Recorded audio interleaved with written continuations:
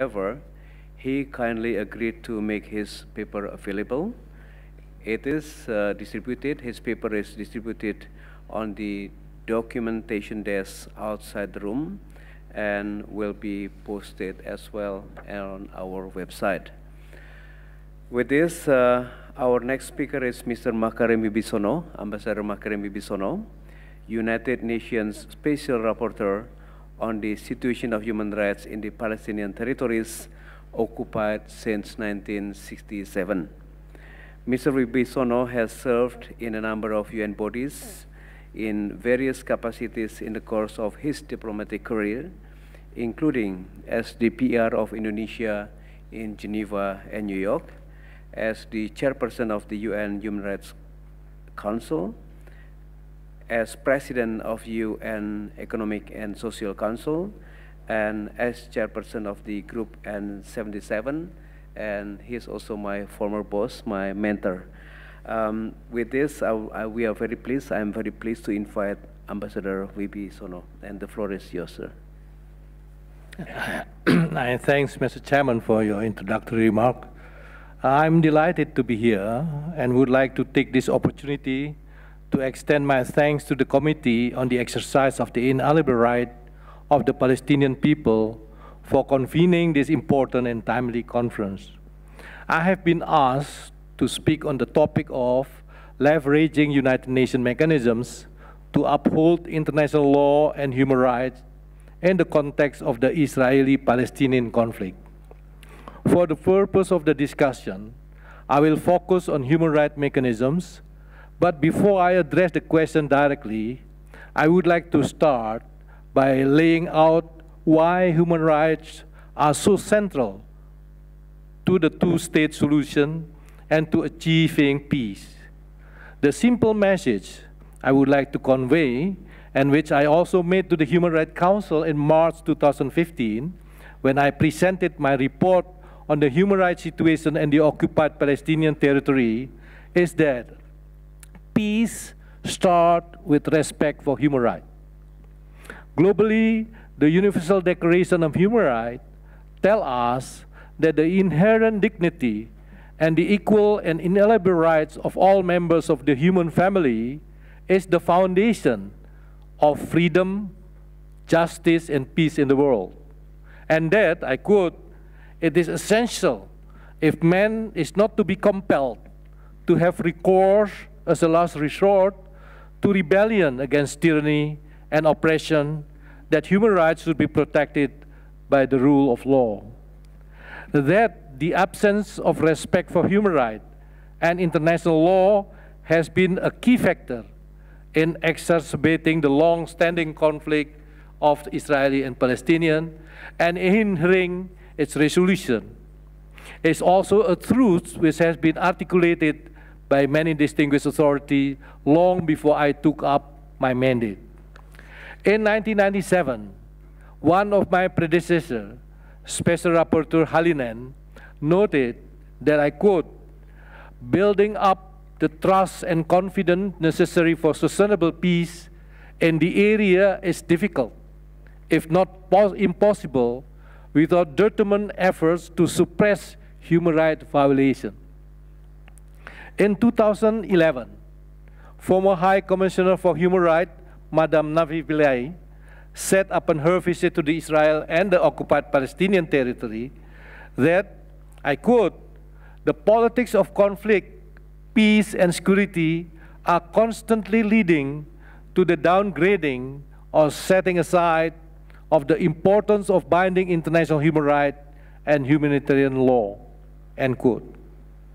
And earlier this year, a report by the UN Secretary General noted that this is a situation which has, since the beginning of the occupation in 1967, seemingly been locked in an endless succession of violation, violence, and impunity, and went on to state that human rights violations are not just a symptom of the conflict, they drive it in an ever-worsening cycle of violence. We need only remind ourselves of the impact of this conflict and the almost half-a-century-old occupation on the full range of human rights in the occupied Palestinian territory to see that human rights violations are inextricably linked to the continuing absence of peace. Israeli security concerns are important. At the same time, however, lack of respect for human rights leads to increased insecurity for Palestinians and for Israelis. During my missions to Amman last month, several of those who briefed me warned that the sense of hopelessness, especially in Gaza, and prolonged serious violation of human rights was creating fertile ground for extremism.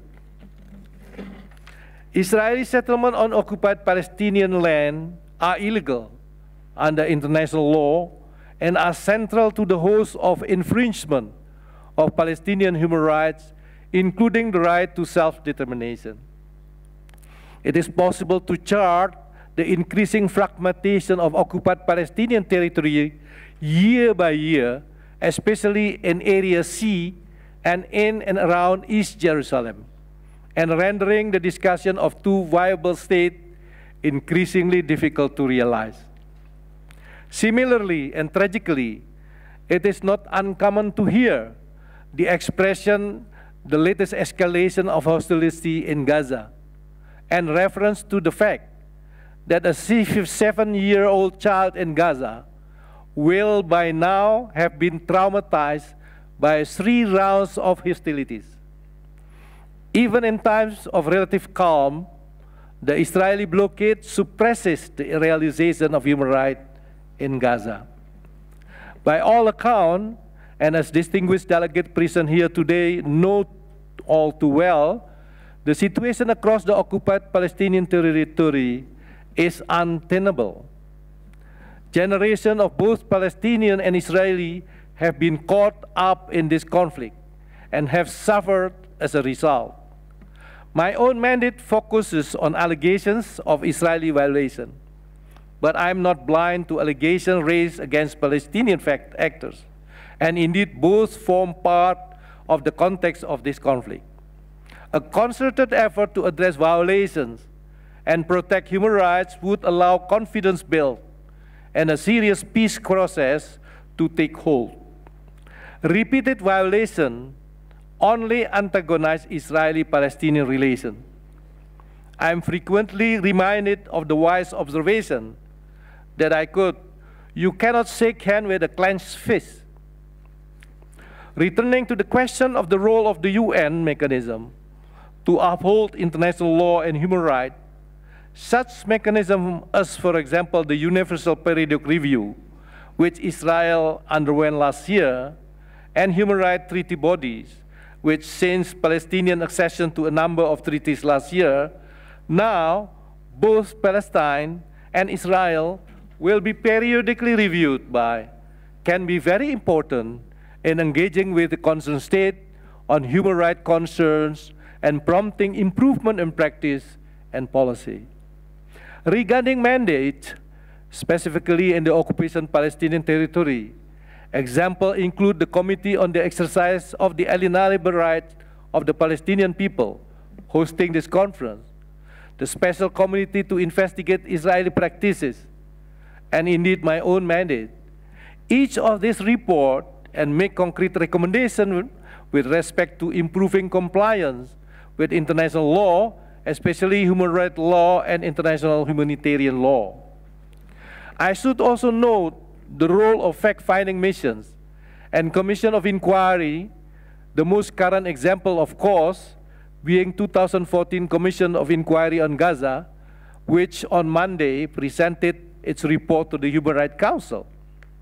Such ad hoc mechanism can play a very important role, especially in the absence of meaningful accountability at domestic level, to objectively analyze and investigate allegations of violation of international humanitarian law and international human rights law by all sides.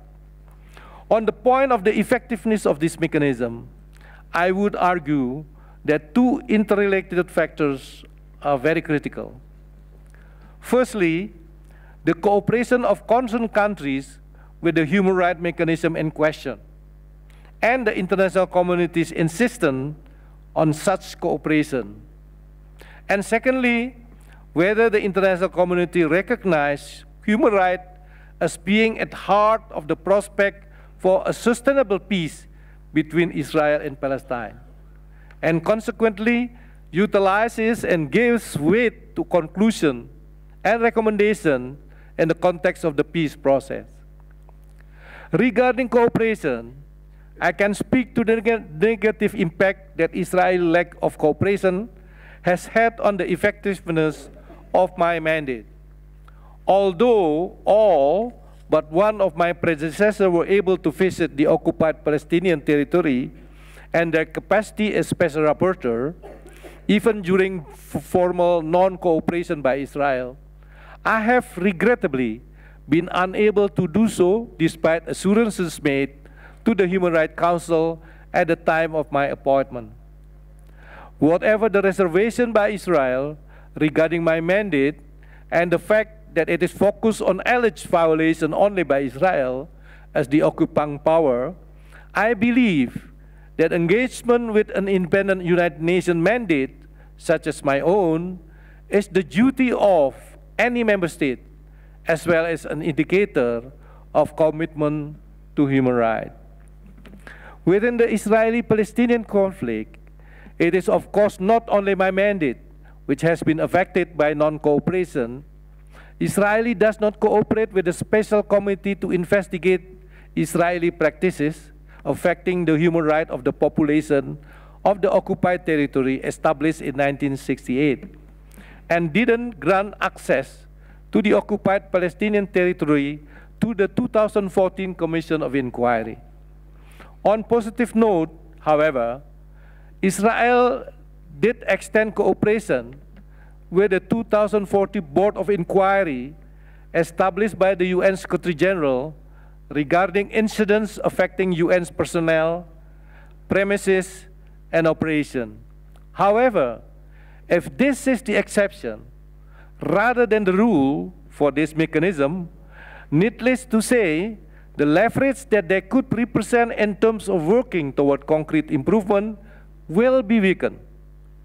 International pressure is important to urge cooperation with the UN mechanism and ensuring their optimal effectiveness.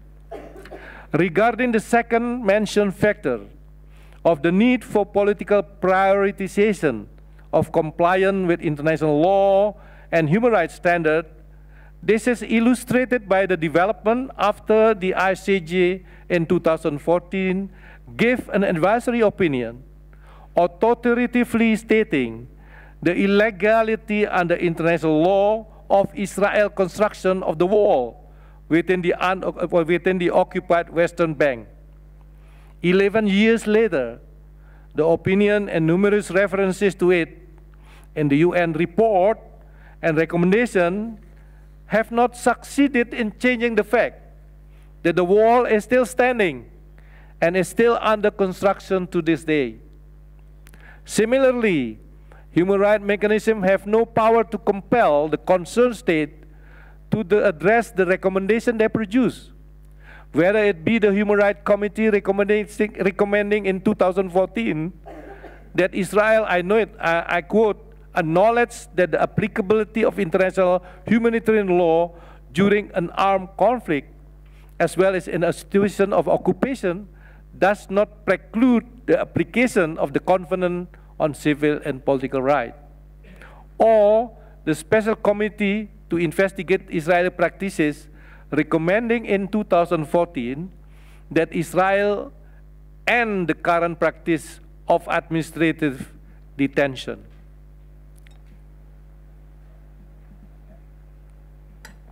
Many recommendations of this mechanism also repeatedly refer to the need to implement numerous Security Council and General Assembly resolutions.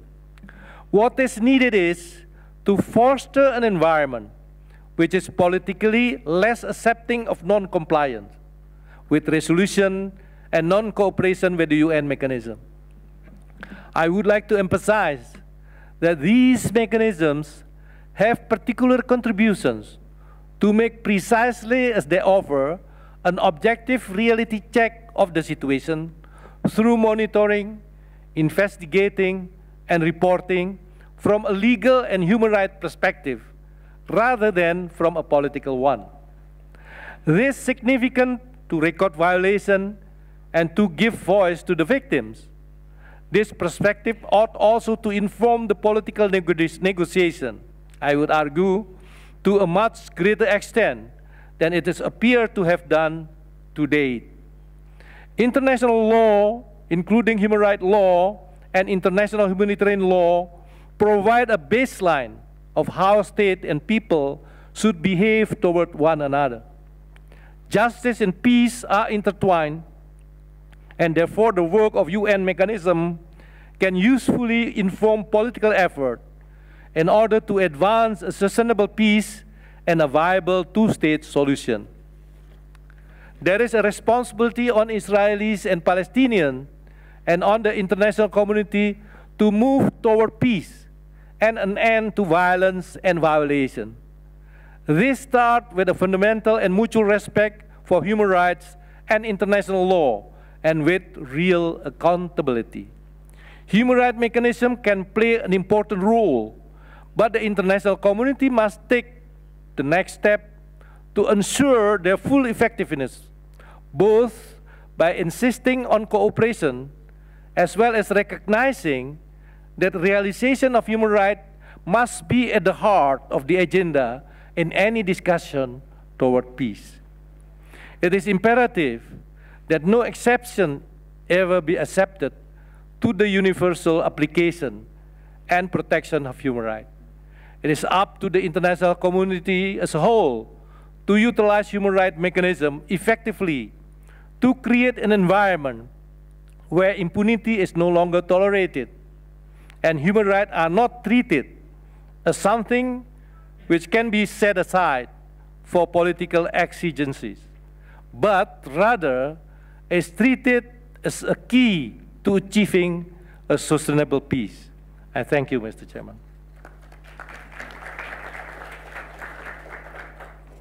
I would like to thank Ambassador Wibisono for his presentation and for his tireless efforts in upholding international law and human rights.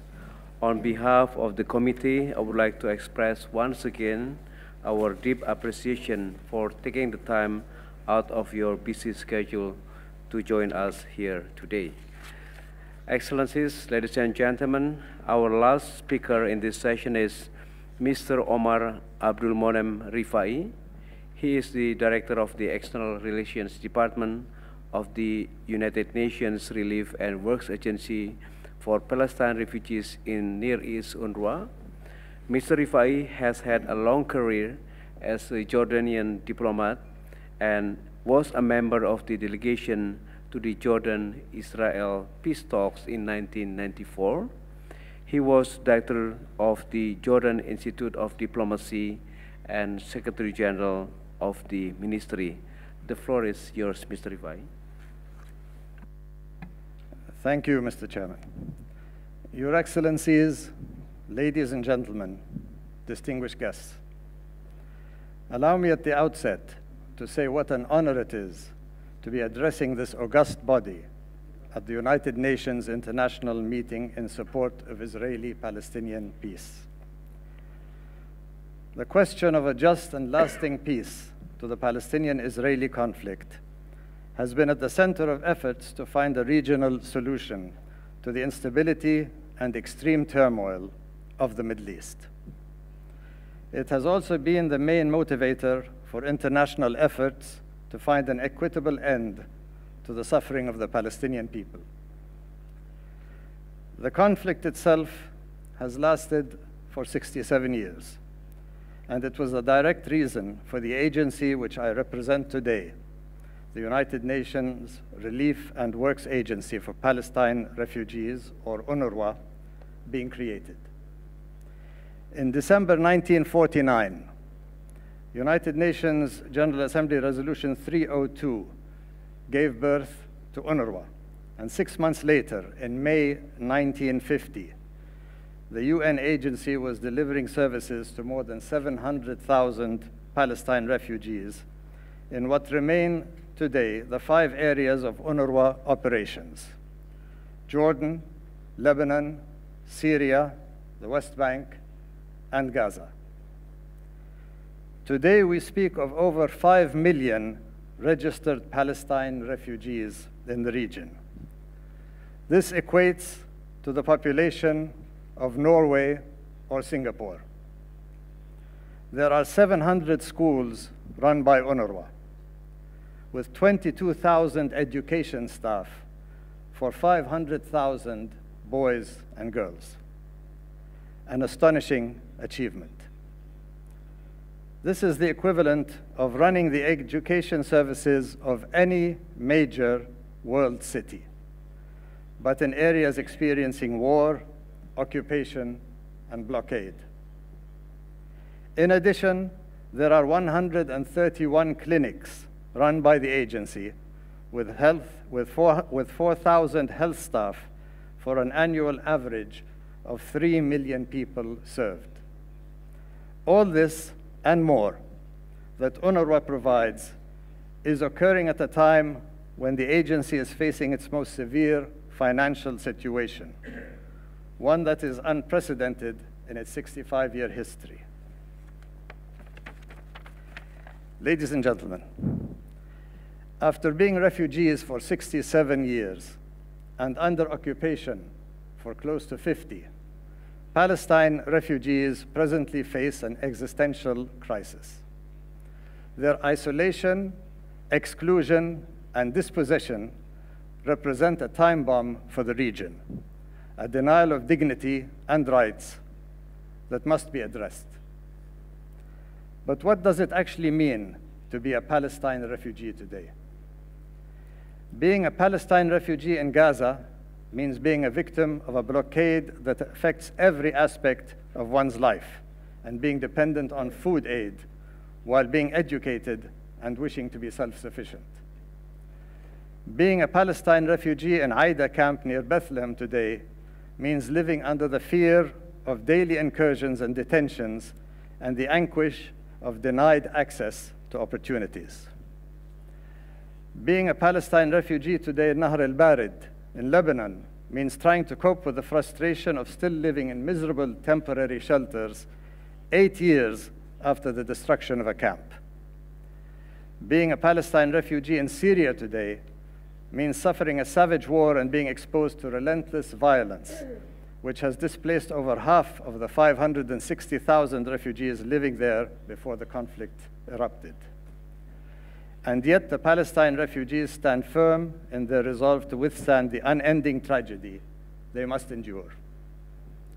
Moreover, this crisis, needless to say, is the result of the political failure and lack of will to resolve the situation politically between Palestinians and Israelis. The parameters of the two-state solution are known to all. The ingredients for peace are clear and are within the realm of reality. And the end game is not unreachable. However, the international community does not have the luxury to adopt a wait-and-see attitude and shelve this intractable situation. The dangers of failing to engage are much greater than trying to constantly achieve a breakthrough in this impasse.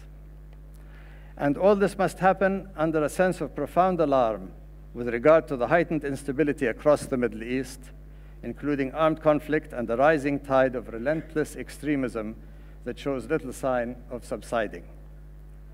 Many of the 58 refugee camps where UNRWA is providing education, health, and relief services are becoming more and more engulfed in mounting security crises, with some almost completely destroyed by armed conflict.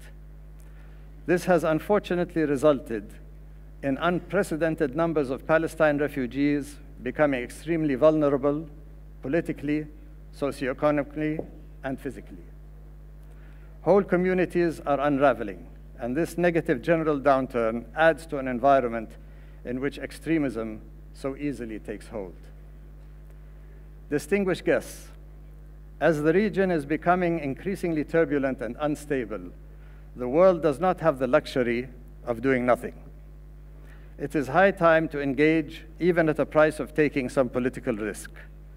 The international community must address the underlying causes of the Palestine-Israel conflict and seek a just, durable, and not just two-state solution, but a real solution to this age-old crisis. And if you'll allow me, ladies and gentlemen, before concluding, I would like to pose a thought. If one were to be given 30 seconds to describe the historical landmarks of the past 100 years, what would one say? One would say World War I and World War II. One would say the Korean War, the Vietnam War. One would say the creation of the United Nations, the Arab League, and the European Union. One would say desegregation in the United States. One would say the rise and fall of dictatorships globally. One would say the building and the destruction of the Berlin Wall. One would say violent civil unrest and protests in Europe in the 1960s and in the Arab world in 2010 and on. One would say the Twin Towers in New York City. One would say 15 Olympic Games in 15 different cities. But throughout all this time, one would also say that the Palestine refugee remains a Palestine refugee. I thank you.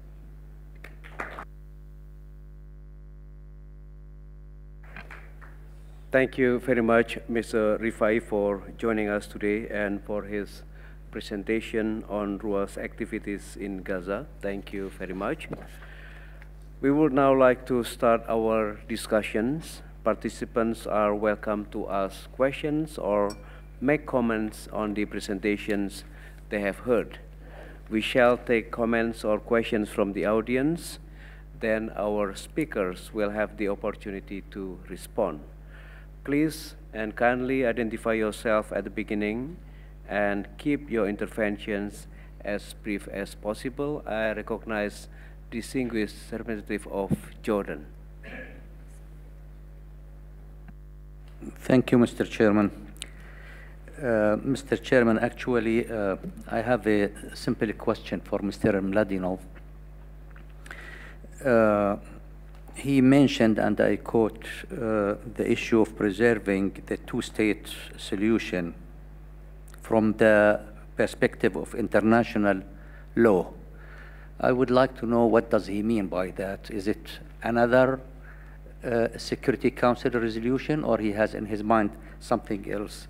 And also, he raised very legitimate questions in his statement. I was hoping to get answers more than questions. As instance, he mentioned something concerning bridging the gap between the two sides, and what sort of mechanism, as instance, he has in his mind concerning bridging the gap between the Palestinians and the Israelis. Thank you, Chair. Thank you very much, Ambassador. Distinguished representative of Mauritania.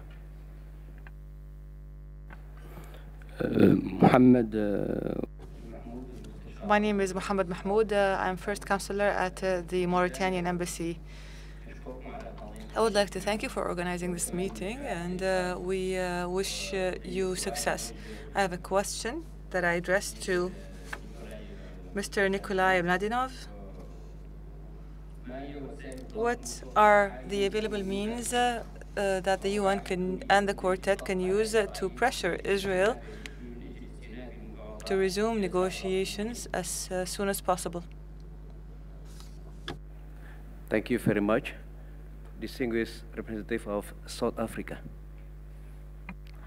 Thank you very much, Chairperson.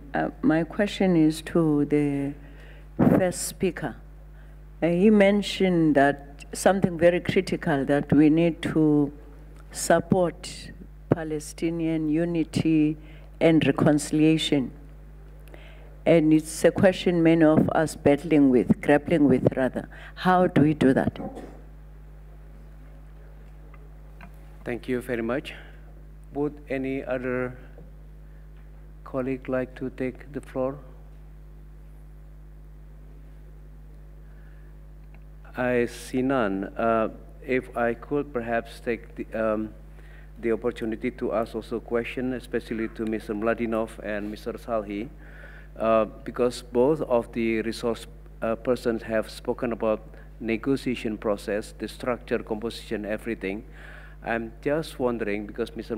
Mladinov, you point out on the creation of the conducive condition.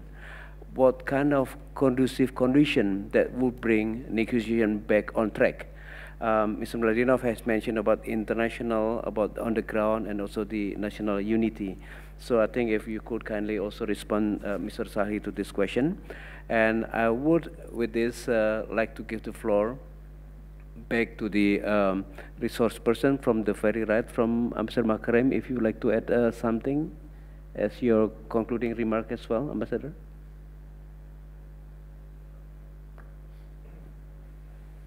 I thank you so much for the question. First, I actually want to share with the previous speaker with regard to the importance of creating conducive environment.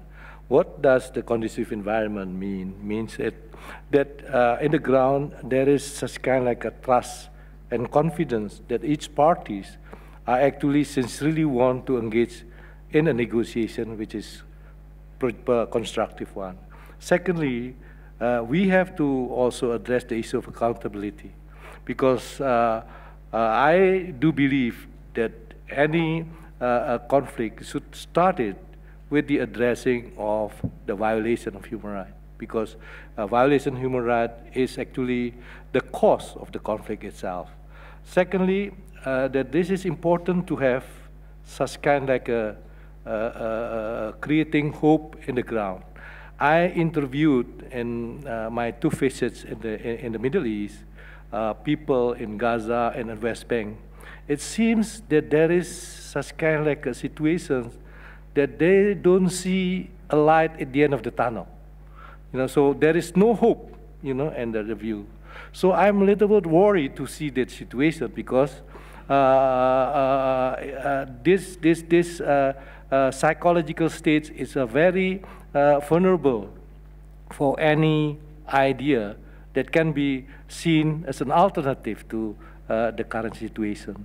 So therefore, I support the comment made by Mr. Mladinov and others here, that creating a conducive environment is not only done by the UN, but also it should be done by all stakeholders of the conflict itself. And then finally, I would like also to say that this important conference should support any ideas of having a resumption of negotiation or resumptions of dialogue.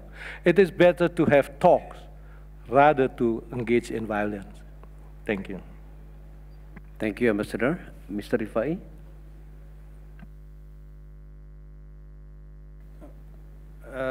The concluding remarks are probably the same remarks that I made in the beginning, that it is impossible after so many years of strife and turmoil that we're still talking about the creation of a Palestinian state.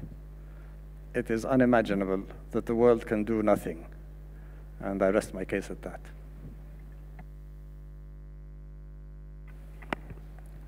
Thank you, Mr. Chairman. I agree with the previous speaker that it is critical to have that it is better to talk than to fight. Clearly, that's true. However, talk about what? If we push today to a return to negotiations that are not based on mutually agreed parameters, on a clear time frame, what will we actually be doing? That is why I think for us in the UN today, the task is to get to the point at which negotiations again become realistic. If we just talk about negotiations at a time at which the two parties are as far apart as they are today, we would not be doing anyone a good service. That is why our focus needs to be on creating the conditions to return. Let me address very briefly the questions that were asked. Preserving the two-state solution in an international level, obviously the highest way to do that is through international law. The highest option, the best case scenario would be through the UN Security Council resolution. That is a very clear imperative to make sure that the two-state solution is recognized as such in a Security Council resolution. What else can we do at that level?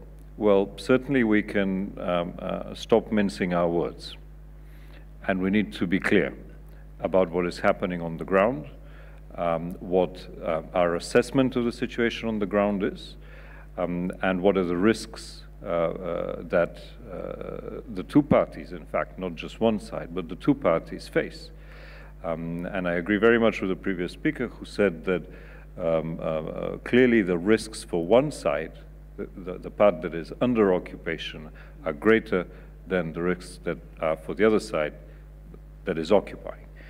Therefore, we need to be very clear in this, and I think it is time to actually, for us in the international community, for the UN, for the Quartet, for others, and to speak very openly about the risks and our assessment of what the situation on the ground is. How can we begin building or bridging the gap? Again, firstly, by our clarity. Secondly, through action at an international level within the remit of the UN Security Council. Thirdly, by addressing the situation on the ground. We can, fill this room with Security Council resolutions, but as long as the reality on the ground does not support this two-state solution, but in fact, pushes it away day by day, whether it's through settlement, construction, or all of these things that we discussed, it becomes very difficult to get back to that. We have the Arab Peace Initiative, which remains the most comprehensive proposal that has been put on the table to this date, and a very, very important contribution to the process that could be part of a broader effort to support peace. We've heard some very encouraging messages from some key countries in the region. Egypt has said on a number of occasions, quite openly, President Sisi has said that he is willing to whatever is necessary to provide whatever the necessary security and other guarantees both parties, Israel and Palestine, need if they are to implement a final agreement on peace. So there are a lot of these elements that are there. We need to look at what one would consider to be confidence-building measures on the ground, but confidence-building measures that in fact relate to the ability of people to develop more freely. When you give 500 permits and you take 490 from them a week later, you're not creating a confidence. It's not about unilateral actions of that you can do to show how good you are. It's about following the rules. People need to be able to go back to what has been agreed in the various previous agreements, the concept of transition, particularly in the West Bank, and people's rights need to be defended, not because one side is magnanimous or not, but because you have rules that need to be followed. So there are a number of options at that end. The question on unity is very pertinent, and one would hear different options. Different ideas. However, whatever the ideas are, from my perspective, we have a very clear path forward. We have a legitimate government, which is headed by President Abbas, the Palestinian Authority, the Palestinian government, and these are the institutions that we need to support. We need to ensure that as quickly as possible the unity issue is addressed by first and foremost returning the PA in control of Gaza through the crossings, through the resolving the public sector employee issue, which is really dramatic in Gaza. It also has a humanitarian aspect to it, ensuring that you have the question of one Palestine is not just a statement, but it is in fact a policy that we all follow and that we all stick to. And after that, obviously addressing the issues that have been put in the various reconciliation agreements, including elections and so forth. But the first step in that must and will always remain the return of the PA in control of Gaza. So I really believe that we are in this very critical phase right now where we need to look carefully at what our approach to helping resolve this conflict is. And yes, it will always be about negotiations and about avoiding fighting. But at this point, it is about restoring the basic covenants of trust on which you can, through which you can get to the point of negotiations. Avoiding the continued slippage of the two-state solution into less of a reality, and giving hope back to people. It is shocking if you speak to young people, both in Palestine and Israel, how different the discussions between them are today compared to perhaps a few years ago, when there was much more excitement about the future. And this is a very, very substantial risk to the situation on the ground. And it goes back to this whole urgency of the situation. But again, if we have to be sort of to summarize it in one sentence, I think it would be like, really, let's stop mincing our words about what the problem really is, and how we move forward. Thank you. Thank you. شكرا. وأنا الحقيقة Thank you. And based on this call for not mincing our words, I would like to say clearly, for us to be truly candid, then actual pressure must be exerted on Israel. We cannot make progress or maintain the two-state solution if there was no pressure on a state that is occupying another one, and that is practicing a policy of discrimination. There's an apartheid policy of discrimination that is being practiced against the Palestinians in the 1967 areas and those Palestinians living in Israel. Show me any example in the world where there was a spontaneous decision by the occupying authority to suddenly end its occupation. Did this happen in South Africa? Did this happen anywhere? The international community must play its part, not by talking about two sides. There's one side. There's primarily one side that is occupying, that is aggressing. The other side, the Palestinian side, has offered everything that is needed of it in order to be in line with the UN resolutions. It agreed on a Palestinian state in the 1967 borders after a very long discussion over this. It agreed to the two-state solution. It agreed to negotiations in all forms and manifestations. It even agreed to solutions that many Palestinians thought were much less than they deserve and that they were given by the international community. And there is a primary question here, and I am speaking very candidly. If we are talking about returning to the negotiations table, then this is not the Palestinian aspirations. This is not what we seek. Because going back to the negotiations table without putting an end to the occupation is worthless. It's simply an entrenchment of the occupation. And when when His Excellency, the UN envoy, speaks about the representative of UNRWA about a daily situation in light of the halt of negotiations, the settlement, the continued changing of the features of Jerusalem, etc., and then they talk about the danger of the collapse of the two-state solution, then it's because of Israel. Going back to negotiations without putting a halt to these Israeli practices would mean giving Israel another chance to continue with its occupation and not arrive at a two-state solution. The current Palestinian situation is witnessing an increasing level of distrust in the political solution. There is an increasing level of extremism. We hear many voices saying that if the international community is not going to take a part in a clear cause, then how can we trust it to begin with? And this requires all parties to be realistic here. We warn of this because this means returning to conflict, and we think that Israel wants this. It wants to continue and prolong this conflict because it simply does not want to end occupation. Another point. Here, we have a primary cause. The United Nations General Assembly recognizes the State of Palestine. The issue of the State of Palestine is no longer a Palestinian demand that Palestinians seek only and solely. There is a resolution in the GA recognizing that there is a state of Palestine, regardless of whether or not it's an observer state or a non-observer state.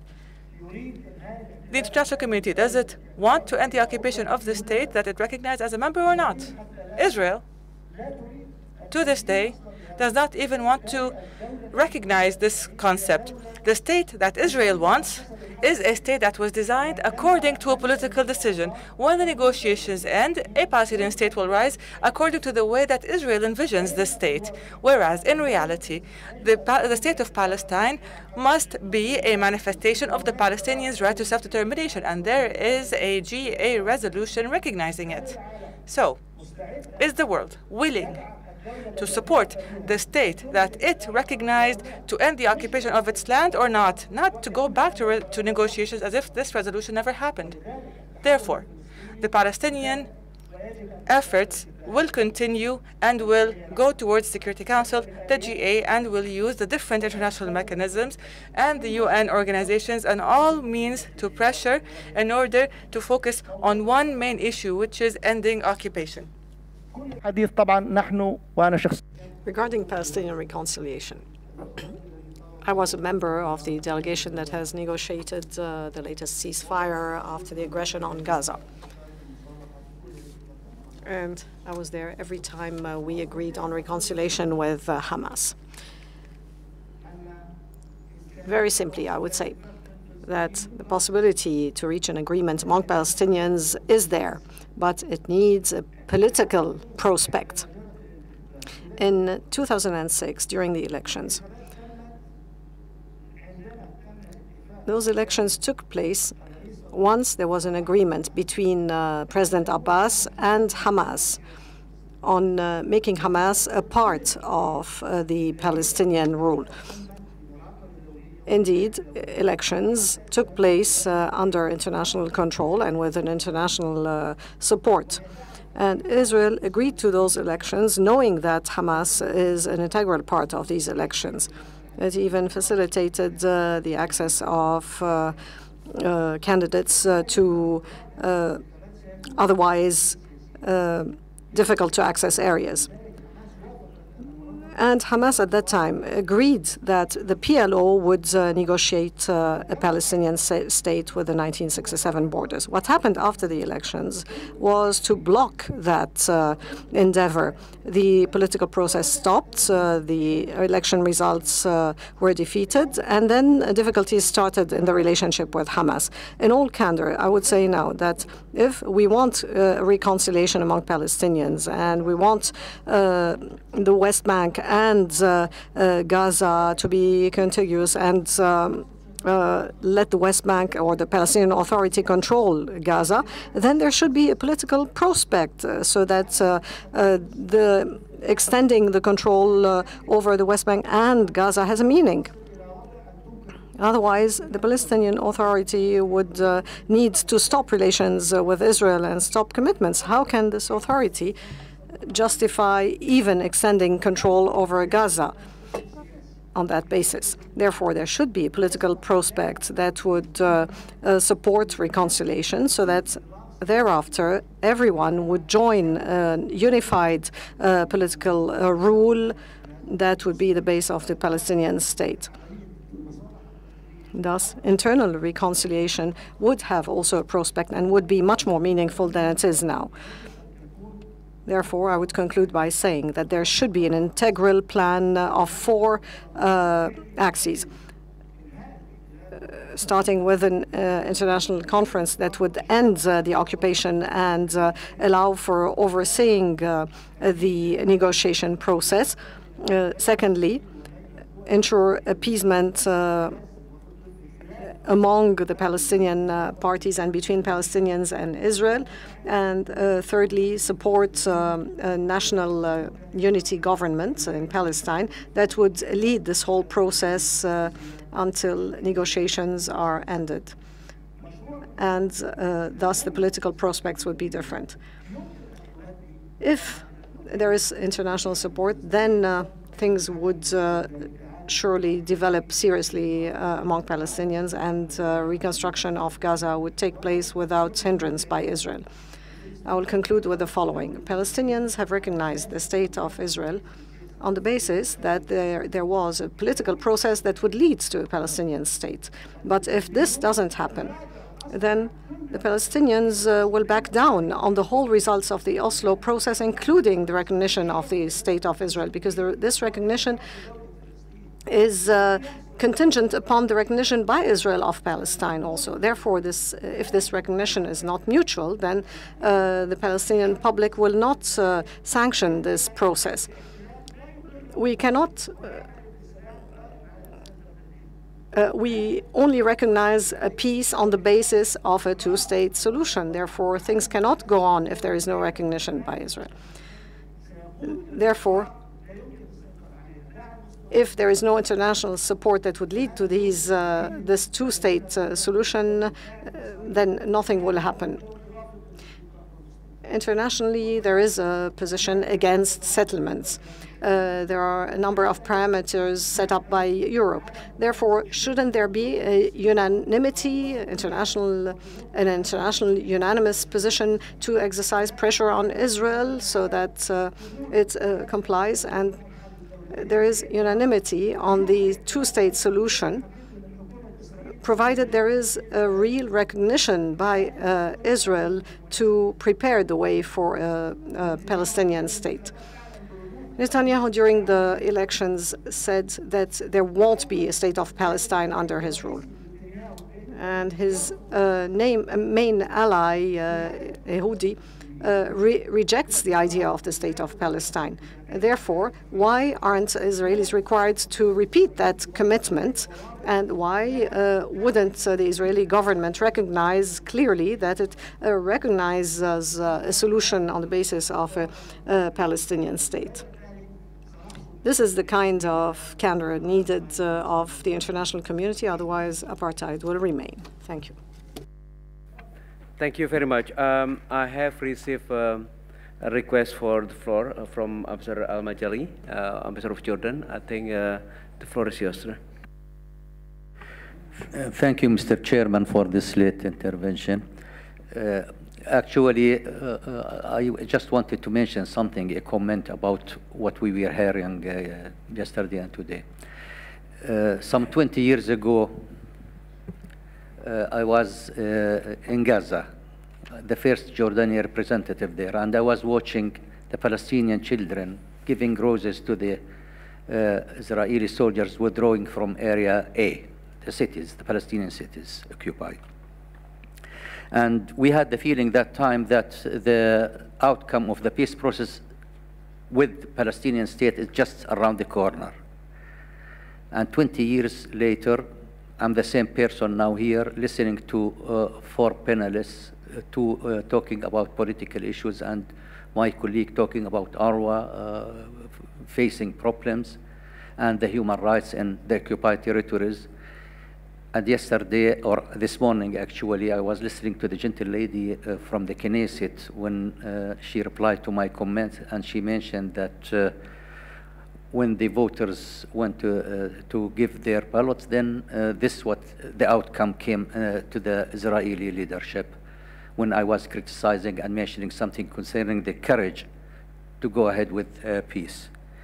I agree with my friend here, but I should mention something. It's my personal belief that we don't have a political problem here. We have a cultural problem. Our friend Mladinov mentioned that the figure is drawing to 50% of Palestinians and Israelis that they believe in the two-state solution, which means the political solution. But some 20 years ago, the figure was above 85% among Israelis themselves also, not just the Palestinians, that there will be a solution. So what we are facing really, it is a cultural crisis. Because if we are depending on the outcome of the voting, then we need to educate the voters themselves that the peace is what is for the benefit of their future. Thank you, Mr. Chairman. Thank you very much, Ambassador, for the additional views from you. Excellencies, ladies and gentlemen, this concludes our plenary 3 deliberations.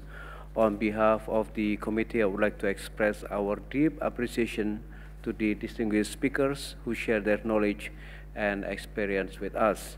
Many thanks also go to those participants who contributed to the discussion and to all of you for your interest and attention. Our meeting will continue shortly with the closing session.